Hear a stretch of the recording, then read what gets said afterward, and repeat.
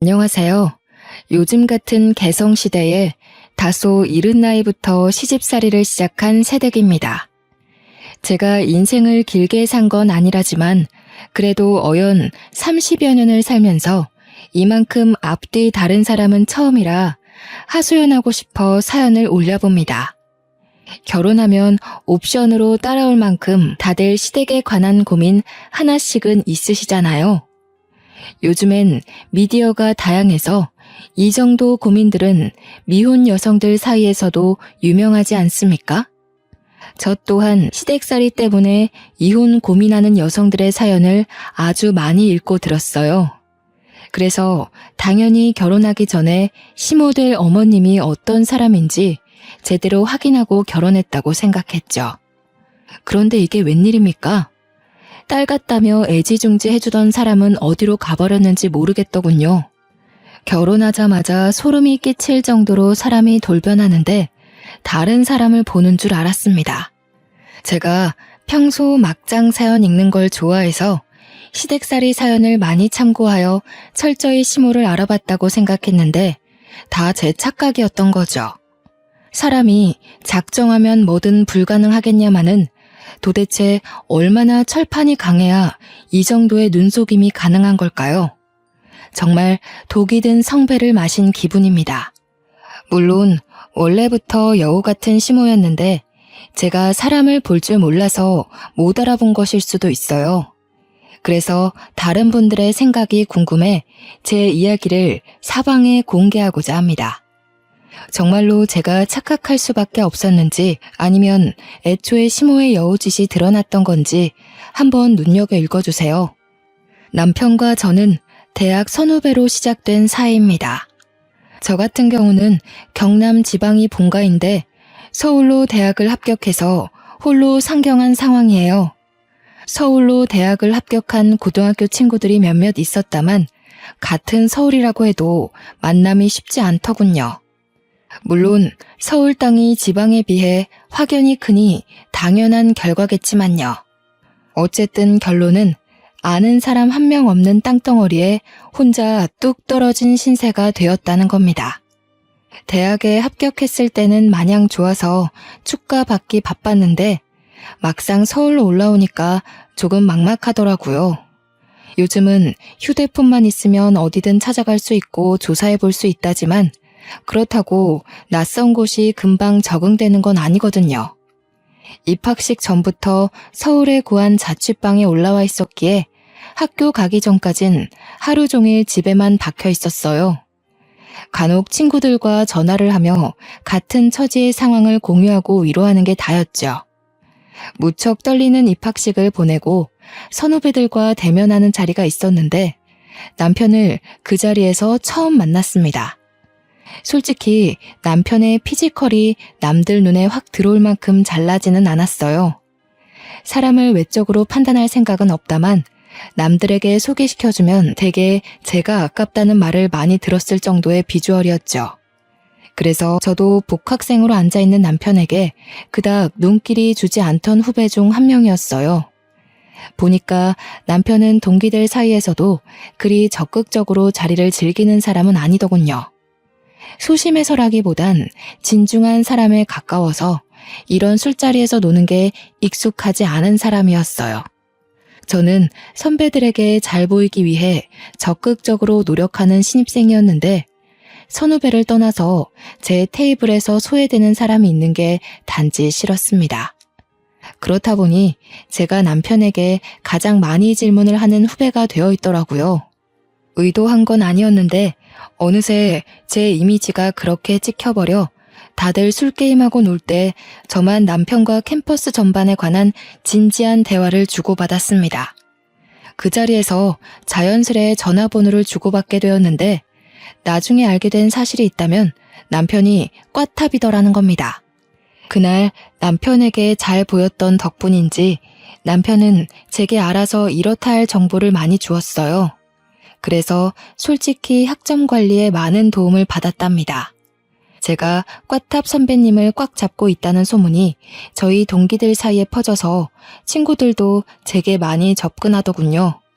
그로부터 받는 관심과 인기가 나쁘지 않아 저는 남편의 존재에 더 감사하며 친해졌습니다. 어느새 과제도 도움받고 별일 없어도 개인적으로 만남이 잦다 보니 제 자취집까지 공개하게 되었는데요. 남편이 서울 토박이라서 제가 서울 지리에 여전히 적응 못하고 있는 것에도 많이 도움을 주었어요. 좋은 곳에 많이 데려가주고 소개도 해주었는데 지금 생각해보니 함께 보낸 그 시간들이 모두 데이트였던 거 있죠. 비주얼이 제 스타일은 아니었지만 남편에게서 많은 걸 배우다 보니 어느덧 모르는 게 생기면 자연스레 남편을 찾게 되었고 확신 없는 계획을 앞두고도 남편에게 조언을 구하고 있더라고요. 나중에는 남편과 동거를 하는 게 아닌가 싶을 만큼 제 자취방에 남편의 물건들이 하나씩 채워졌어요. 남편이 제 집에 오는 게 당연한 수준이 되었다는 겁니다. 그러다 한날은 남편이 쉬는 날에 자취집을 찾아왔더라고요. 연락도 없이 찾아와서 놀랐지만 서프라이즈로 방문했다는 남편의 의도가 귀여워서 웃었던 기억이 납니다. 이거 반찬인데 우리 엄마가 너 먹이라고 챙겨줬어. 지방에서 올라와서 혼자 지낸다고 하니까 갖다 주라고 하더라. 부모님이 멀리 계시면 반찬 같은 거 챙겨주고 싶어도 어려울 거라고. 보고 안 먹는 것들 있으면 말해달래. 남편이 들고 온 종이 가방을 보는데 난생 처음으로 생판 모르는 남에게 감동이란 걸 느꼈습니다. 엄마가 챙겨줬다면 당연했을 보살핌을 다른 어른에게 받으니 기분이 묘하더라고요. 그날 남편이 가져온 음식은 20대 초반인 제 입맛에 맞는 음식도 있었고 돈 주고 샀다면 비쌌을 영양가 있는 반찬들도 많았어요. 평소 편식이 없던 저는 모든 반찬들이 반갑고 감사하기만 했죠. 그날 엄마한테 전화해서 자랑까지 했는데 엄마 또한 고마운 분이라며 엄청 좋아하더라고요. 남의 자식을 이렇게 주기적으로 챙기기도 일일 텐데 시어머니는 그 이후로도 매주 한 번씩 반찬을 보내주셨어요. 반찬뿐만 아니라 자취에 필요한 도구들도 남편을 통해 챙겨주셨습니다. 시어머니께서 딸을 갖고 싶어 하셨다는 걸 남편을 통해 들었는데요. 그 마음이 저한테 고스란히 전달되어 감사하면서도 또 얼굴 한번 뵈어드리지 못한 게 죄송하더라고요. 이번 주말에 오빠 집에 가도 돼? 어머님한테 감사 인사드리고 싶어서. 매번 이렇게 호의를 받고 있는데 인사 한번 안 드리는 건 예의가 아닌 것 같아. 괜찮아. 엄마는 너 부담 주려고 챙기는 거 아니야. 말했잖아. 아직 나이도 어린데 타지에 혼자 와서 고생하는 모습이 안쓰러워서 마음이 쓰이는 거라고. 그러니까 나도 인사드리고 싶다는 거야. 우리 엄마도 오빠 엄마한테 엄청 감사해하고 있어. 내가 오빠 어머니에 대해 자랑을 많이 해놨거든. 서울 엄마가 따로 있다고 슬쩍 약 올려도 엄마는 그저 고맙다고 하더라. 바쁘더라도 시간 내서 꼭 인사드리래. 그게 예의라고. 남편은 그런 제 마음에 오히려 더 고맙다고 하더군요. 그래서 처음으로 남편의 집을 방문하게 되었습니다. 보통 남자친구의 집에 가는 거면 긴장되어야 정상인데 떨리는 것보단 오히려 친척 집에 방문하는 기분이었어요. 시어머니를 한 번도 뵌 적 없고 연락도 드려본 적 없는데 그동안 받은 호의가 셀 수 없이 많아서 이미 알고 있는 사이처럼 편안했죠. 어머나, 어쩜 이렇게 예쁘게도 생겼을까. 아들보다 3살이 어리다고 들었는데 그래서 그런지 아직 애기 티가 그대로 묻어있네. 오는데 교통이 불편해서 힘들었지? 얼른 앉아라. 식사 준비 곧 다 됐거든. 조금만 기다리렴. 시어머니는 저를 보자마자 가족을 대하는 것처럼 굉장히 반겨주셨습니다. 저 또한 이미 편한 마음으로 와서 그런지 그 손길이 어색하지 않더군요. 시어머니가 손수 준비하는 점심상을 도우려고 했지만 시어머니는 손사래를 치며 앉아있으라고만 했어요. 손님이면 가만히 앉아서 대접을 받아야 한다며 손 하나 까딱 못하게 하더라고요. 남편을 통해서만 시어머니의 호의를 받았던 저는 집을 한번 방문한 후로 남편만큼이나 시어머니와 친해졌습니다. 남편이 아니더라도 시어머니와 단둘이 연락을 하며 안부도 묻고 일상도 공유하며 정말 엄마와 딸처럼 지냈죠. 이렇게 남편과 남편의 식구들은 서울에 혼자 동떨어진 제게 제2의 가족 같은 존재가 되었어요. 저와 남편의 사이가 깊어진 것도 있지만 시댁에서 저와 남편을 두고 벌써부터 미래 계획까지 짜놓았더라고요. 너무 물 흐르듯 자연스럽게 진행된 관계이다 보니 결혼 또한 서로에게 당연한 절차가 되어버렸습니다. 그렇게 저와 남편은 3년의 연애 생활을 마치고 제가 졸업함으로써 결혼을 하게 되었어요. 시댁이 된 식구들도 이미 알고 있는 사이라 마음에 들었고 세심하고 배울 점이 많은 남편도 사랑하는 걸 넘어서 없어선 안 될 당연한 존재가 되었습니다. 모든 게 순조로웠고 제 마음에 쏙 들었으나 딱 한 가지 걱정되는 부분이 있었어요. 저는 자취를 한 사람이나 시어머니께서 보내주는 반찬으로 생활했고 청소나 빨래는 자취생이 할 법한 정도의 수준으로만 해왔기에 사실상 살림을 할 줄 모른다고 하는 게 맞았어요. 자신 없는 소리로 시어머니께 이 사실을 고백한 적이 있었는데 시어머니가 망설임 없이 그런 건 걱정하지 말라며 다 살면서 배우면 되는 거고 합가하는 동안에는 자신이 살림을 하면 되니 신경 쓰지 말라고 하셨습니다. 원래는 분가를 하려고 했는데 시어머니가 이제 막 졸업해서 취업한 애가 무슨 돈이 있겠냐며 처음엔 시댁에 들어와 살다가 나중에 분가하라고 하라고 하는 겁니다. 남편이랑 얘기해봤는데 남편도 그게 현명한 방향인 것 같다고 해서 저도 바로 수긍했습니다. 이때까지만 해도 결혼 참 잘했다고 생각했어요. 시댁 때문에 골머리 앓는 친구들에게 자랑조차 하기 미안할 정도로 저는 시댁이 너무 좋았죠. 이런 시댁이라면 시집와도 고생 없이 행복하게 지낼 수 있겠다 싶은 확신이 있었거든요. 그동안 받은 시어머니의 은혜에 제대로 보답해드려야지 하는 마음만 굴뚝 같았어요. 예정에 없던 시댁에 들어가게 되었지만 이미 시댁이 친정 못지않게 편해서 거부감이 전혀 없었어요. 우리 부모님도 상견례 때 시댁을 처음 만난 후 사돈되는 사람들이 너무 좋은 분들 같다며 딸을 보내기에 안심이 된다고 하더군요. 남편한테도 똑똑하고 든든한 사위라며 덕담을 많이 해주었습니다. 그렇게 시댁에 들어간 지 한 달 정도 되는 시점이었을 겁니다. 뒤늦게 신혼여행 때 허니문 베이비가 생겼다는 걸 알게 되었어요. 조금 독특하다 싶은 꿈을 꾸었는데 그 꿈이 주는 느낌이 너무 묘해서 임신 테스트기로 측정을 해보고 알았거든요. 남편이 직장인이라 혼자서 그 영광적인 순간을 맞이했는데요. 남편이 바로 달려와 줄 수 있는 게 아니라서 어쩔 수 없이 혼자 산부인과로 달려갔습니다.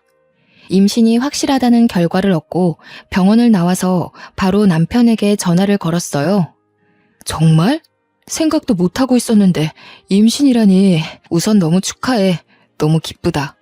오늘은 집에 일찍 들어가야겠어. 뭐 먹고 싶은 거 없어? 평소에 해산물 좋아했잖아. 좀 사갈까?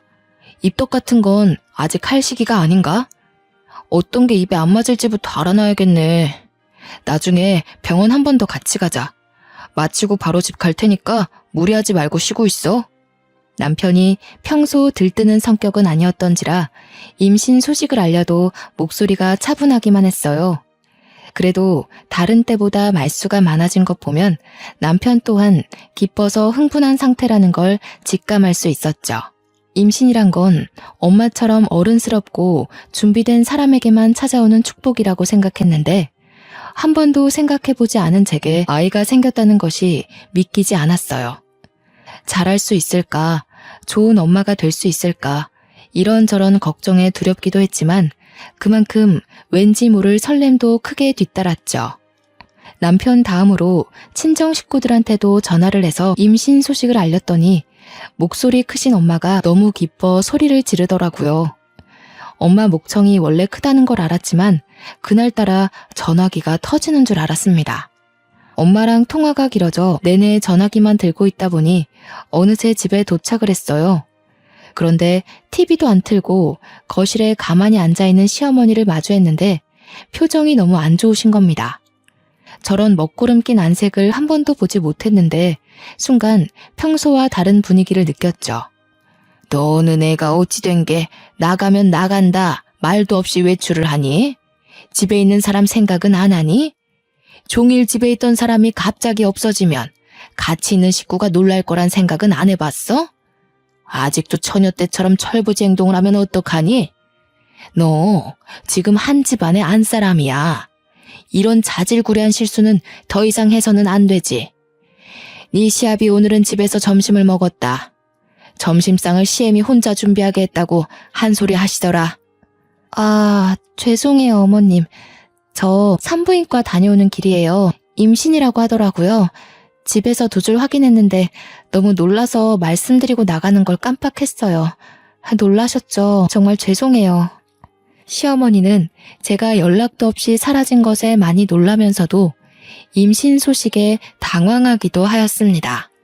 지금에서야 생각해보면 이게 당황할 일인가 싶었는데 그때는 그저 시어머니의 마음을 풀어주고자 하는 생각 때문에 그 부분을 알아차리지 못했죠. 아마 제게 고구마 시월드가 열린 것이 이렇게 임신 소식을 알린 후부터 시작되었네요. 물론 평소에도 저를 새아가 하면서 많이 찾으셨지만 그때는 저를 챙겨주시는구나 하는 느낌이 많이 들었거든요. 그런데 지금은 저를 부르는 횟수가 훨씬 많아지기도 했고 이전과는 다르게 일단 제 마음이 편하지가 않더라고요. 결혼 전에는 시댁에 초대가 되어도 제 집 드나들듯 편한 시간을 보내었고 남편과 둘이 방에서 보내는 시간이 많았는데 지금은 한 집에 살아서 그런 것도 있겠지만 남편이 집에 있더라도 시어머니와 붙어있는 시간이 월등했습니다. 식사 준비나 청소, 빨래, 쓰레기를 버리는 것까진 배울 필요가 있으니까 이해하겠어요. 그러나 신발 정리라든지 식물에 물 주기, TV 위 피규어 정리, 야외 봉사활동, 개인적인 일정까지 저를 불러 굳이 함께하게 했어요. 정도가 심해지자 저는 남편이 휴일이어도 함께 시간을 보내지 못하고 시어머니와 동행해야 했죠. 남편이란 작자는 말리지 않을 거면 가만히 있기라도 하던가 오히려 시어머니와 좋은 시간 보내라며 부추기더라고요. 물론 임신을 하기 전에는 시어머니와 함께하는 시간이 길다며 좋아했어요. 하지만 시간이 지날수록 배가 불러오고 살이 찌니까 허리가 아파서 행동이 굼떠지는 겁니다. 시어머니와 함께 활동하고 싶어도 이젠 몸이 따라주지 않기 시작했죠. 슬슬 움직이는 게 버거워오자 한 번은 시어머니한테 조금 쉬고 싶다고 말한 적이 있어요. 조심스럽게 말씀드렸는데 다행히 시어머니가 흔쾌히 허락해 주더군요. 이때 잠깐 예전에 엄마 같던 시어머니의 마음씨를 느꼈습니다. 덩달아 마음의 안정이 찾아와 간만에 방에 누워 부은 다리를 풀어줄 수 있었죠. 그러나 엄마 같다고 느꼈던 그 찰나의 순간이 다 제 착각이었던 겁니다. 쉬는 걸 허락해 주셨으나 이건 절대 쉬는 게 아니었습니다. 임산부는 꽉 막힌 공간에 있으면 안 좋아. 방문 좀 열어서 환기를 자주 시켜야 해. 바닥 청소는 언제 했니? 굴러다니는 먼지가 눈에도 보이는구나. 좀 닦아야겠어. 네, 어머님. 조금만 쉬고 제가 나중에 닦아놓을게요. 아침 일찍부터 오래 움직였더니 다리가 부어서요. 허리에도 무리가 와서 잠깐만 누워있겠습니다. 시어머니는 말로는 그렇게 하라면서 행동으로는 은근히 눈치는 주었어요. 방 안에 들어와 여기저기 먼지가 많이 쌓였다면서 혼잣말을 계속하시고 남편이 기관지가 안 좋은데 먼지가 너무 많아서 겨우 잠재웠던 비염이 도지겠다며 궁시렁궁시렁 말이 많았죠.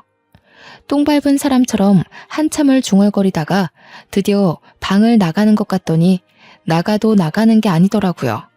저희 방은 방문을 열면 주방이 바로 마주보는 위치에 있었어요. 시어머니가 나가고 이제야 좀 쉬어보나 했는데 저 멀리 주방에서 시어머니가 이것저것 청소를 하기 시작하는 겁니다. 못 푼 척 눈 감으며 신경 안 쓰려고 했어요. 그런데 원래 성격이 얌전하시고 조곤조곤 하시던 분이 갑자기 왜 이렇게 혼잣말을 많이 하는 건지 이번에는 저녁 준비를 해야겠다며 주절거리는 겁니다. 심지어 오후 3시 정도밖에 안 된 시간인데 냉장고를 열고 난리가 났죠. 신경 안 쓰려고도 너무 대놓고 보이는 위치라 거슬릴 수밖에 없는 상황이었습니다. 어쩔 수 없이 더 쉬지 못하고 결국 몸을 일으켜야 했어요. 왜 나왔니? 더 쉬지 않고. 힘들다면서. 오늘 저녁 준비는 내가 할 테니 신경 쓰지 말고 가서 쉬거라. 시간이 오래 걸리는 요리긴 해도 내가 평소 이런 것도 안 하고 살았겠니? 며느리라는 게 원래부터 있었던 식구도 아니고 네가 오기 전까지만 해도 나 혼자 주구장창했다. 알아서 할 수 있으니까 얼른 들어가서 쉬어. 괜찮아요. 오래 걸리는 거라면서요. 그럼 손이 많이 갈 텐데 어머님 혼자 하시면 힘들잖아요. 도와드릴게요. 저도 식사 준비는 계속 배워야 되니깐요. 그럴래 그럼? 그렇잖아도 소갈비찜으로 준비하려는데 혼자서 다른 밑반찬까지 준비하려면 막막하긴 했다. 고기는 아직 안 꺼냈거든. 냉동실 가서 좀 가져오너라. 죄송한데 어머님, 소갈비찜이라고 하셨나요? 응, 이 집 남자들이 소갈비라면 환장하잖니.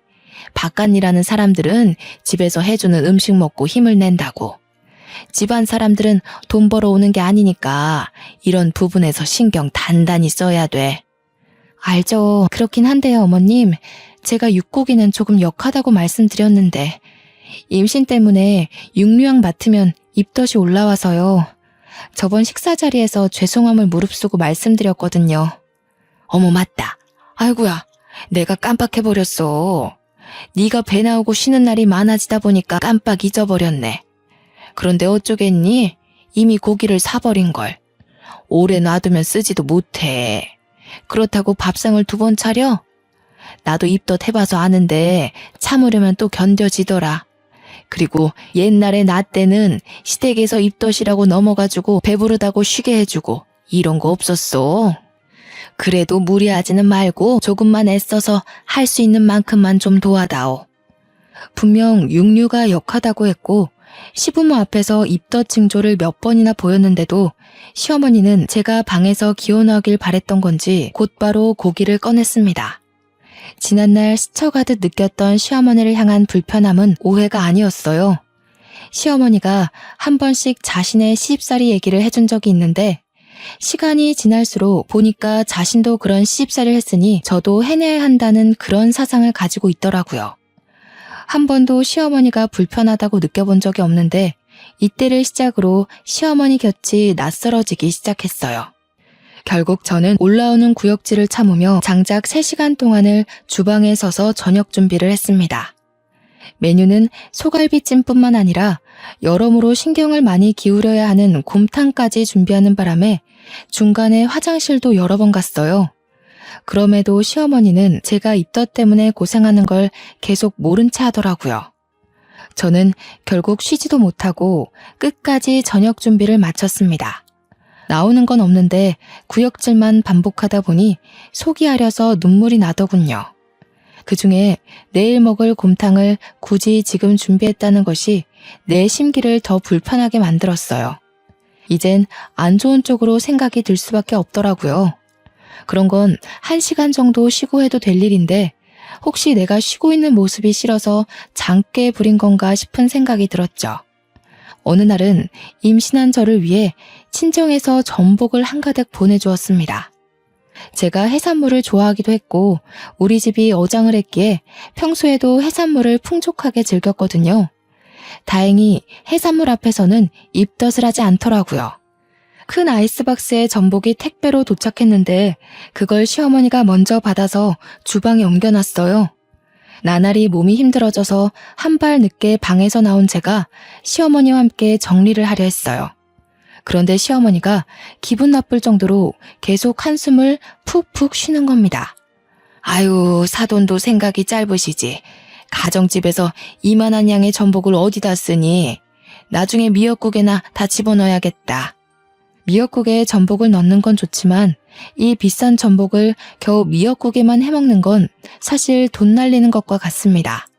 시어머니가 잘 모르는 것 같아서 기분 나쁘지 않게 설명을 드렸더니 오히려 그것에 더 기분이 상했나 봅니다. 내가 뭐 그런 상식도 몰라서 이러는 줄 아니? 내가 틀린 말을 한 것도 아니고 생각을 해봐라. 지난번에 보내준 문어 5마리도 겨우 동네에서 냉동 보관했어. 너도 냉장고 상태 봤지 않니?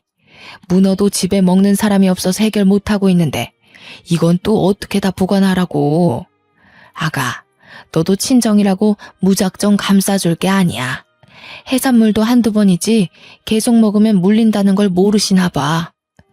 네 시아버지랑 남편은 육류 좋아하는데 계속 해산물만 내주면 어디 힘내서 일을 나가겠어? 시어머니가 톤이 차분한 편이라 조곤조곤 말씀하시는데 옛날에는 그 분위기에서 묻어나는 우아함이 멋있어 보였다면 지금은 그저 얄밉고 서운하게만 들리더라고요. 문어도 제사 때 한번 꺼내서 손질하고는 냉동실에서 한 번도 꺼낸 적이 없으십니다. 시아버지와 남편이 육류만 찾는 것도 아니었고 해산물을 싫어하는 건 더더욱 아니었어요. 시어머니는 제가 해산물 좋아하는 걸 알고 있어요. 그래서 결혼 전에도 제게 해산물 반찬을 꼬박 보내주시던 분이었거든요. 그런데 이제 와서 해산물 재료를 보고 툴툴거리는 모습이 너무 황당하다는 거죠. 또 제가 지금 육류는 역해서 입덧을 한다고 말해놓은 상황이라 저는 시어머니가 제 입맛을 조금이나마 신경 써줄 거라 믿었습니다. 아직은 결혼 전에 제가 엄마 같았던 시어머니의 모습이 거짓이었다는 걸 부정하고 싶었나 봅니다. 결국 저는 소갈비찜의 역한 냄새 때문에 저녁을 한 숟갈도 뜨지 못하고 방에 누워서 쉬었어요. 그마저도 저녁 치울 때는 시어머니가 요란스럽게 기척을 내는 바람에 나가서 도와야 했죠. 제 표정이 너무 힘들어 보였는지 설거지는 시어머니가 한다고 해서 죄송함을 무릅쓰고 다시 방에 들어왔습니다. 그런데 얼마 안 있어 남편이 들어와서 하는 소리 때문에 어이없어서 숨이 넘어갈 뻔했죠. 어디 갔다 했더니 누워 있었어? 아직 저녁상 정리 다 못했던데. 엄마가 허리가 아프다네.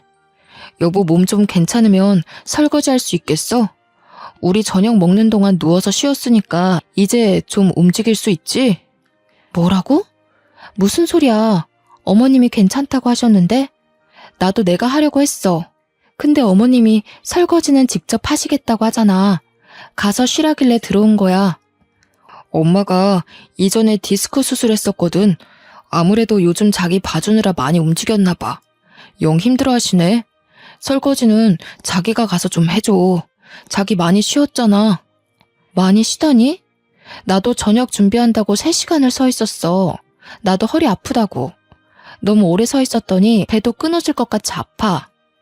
또 저녁 준비하는데 고기 냄새 때문에 입덧을 얼마나 한 줄 알아? 지금도 멀미하는 것처럼 속이 욱신거려 죽겠어. 자기 힘든 거 알아.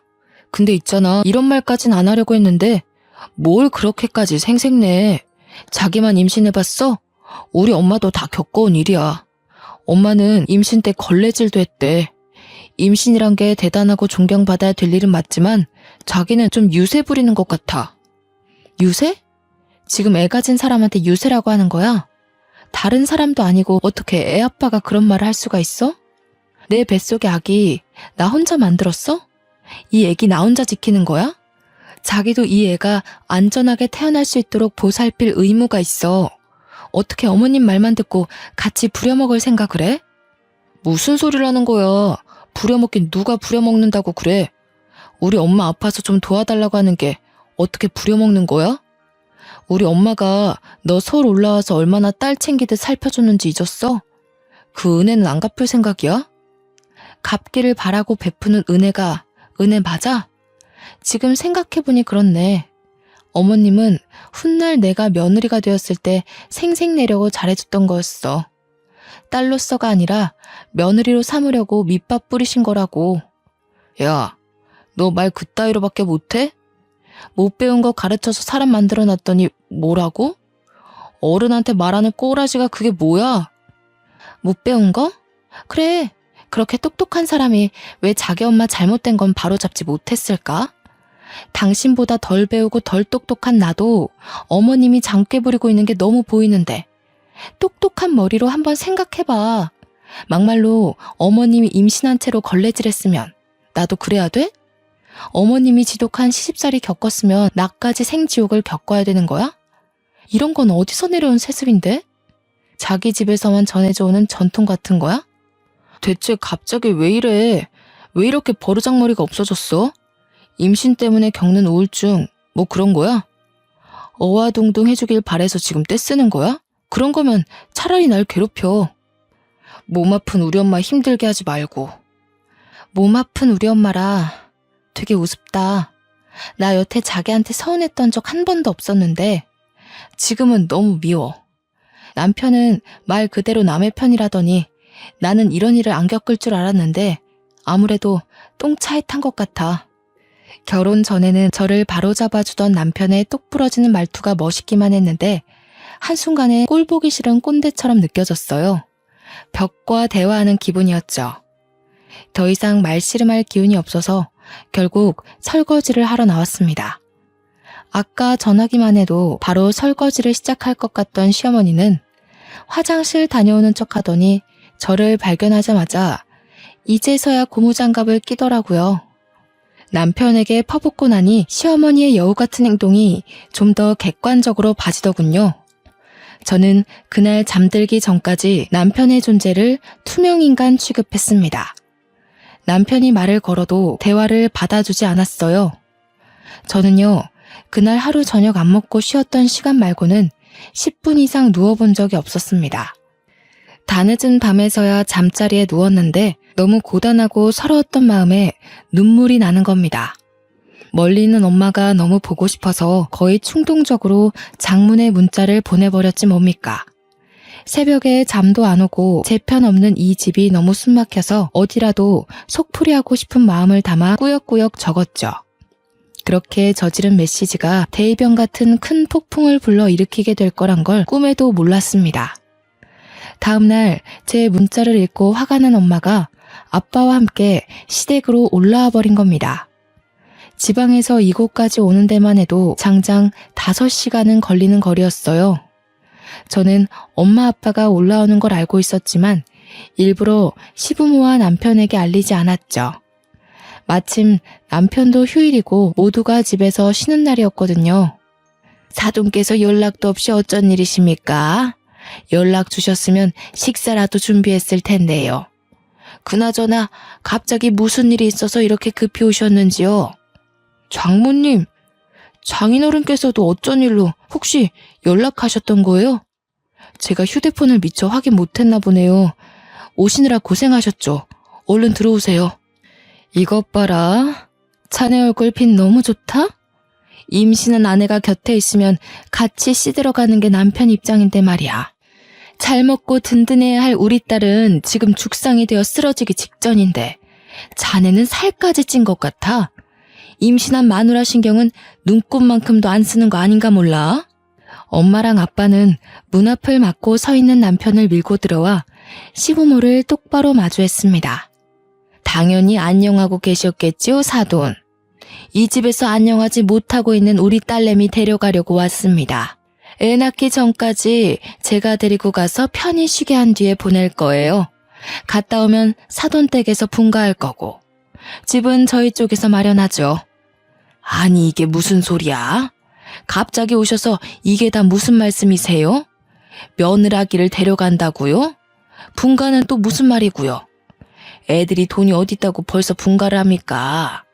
며느라기가 아직 많이 부족해서 살림을 할 줄 모릅니다. 어린 것들 둘이서 뭘 어찌 살아가라고요? 살림은 직접 부딪히면서 배우는 겁니다.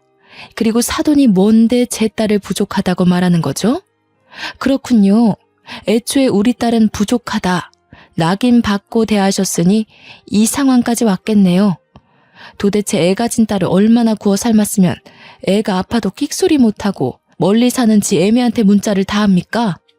남편한테도 그렇고 시댁에 말 못한 게 있는데 우리 엄마 성깔이 좀 세서 웬만한 말빨 좋다는 역술가들을 가볍게 이기는 수준이에요.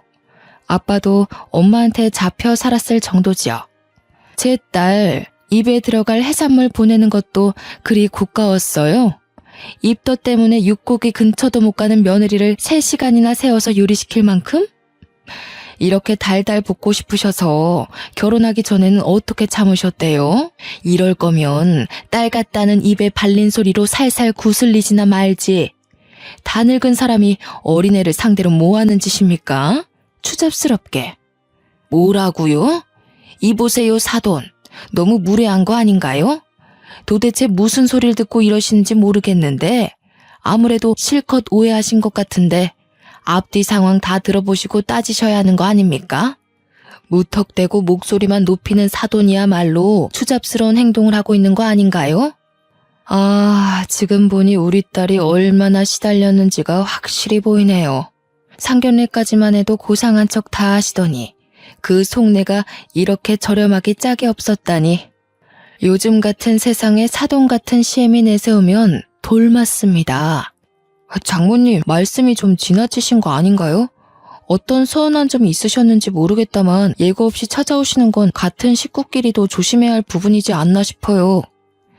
말 잘 텄네, 자네. 워낙 존재감이 없어서 하마터면 자네를 잊고 내려갈 뻔했어. 그랬다면 속 터져서 다시 올라왔을지도 모를 일이지.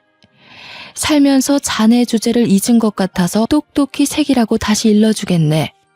처음부터 내 눈에 자네는 겨우 10점짜리 사윗감이었어.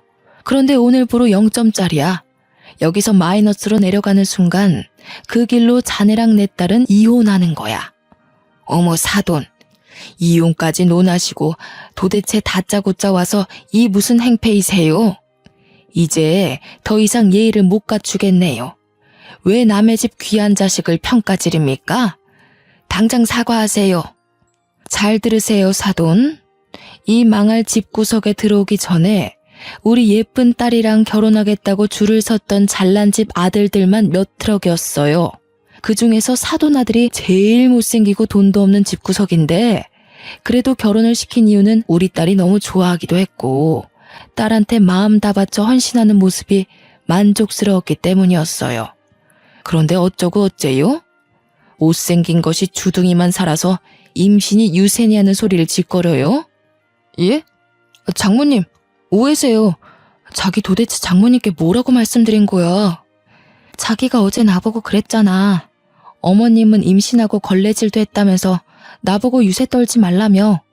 임신 나만 하는 거 아니라고. 사돈, 임신하고 걸레질을 한 게 자랑인가요? 그런 걸 못 살았다고 표현하는 거예요. 어디 가르칠 게 없어서 남의 집 귀한 자식한테 거지 같은 경험을 강요해요?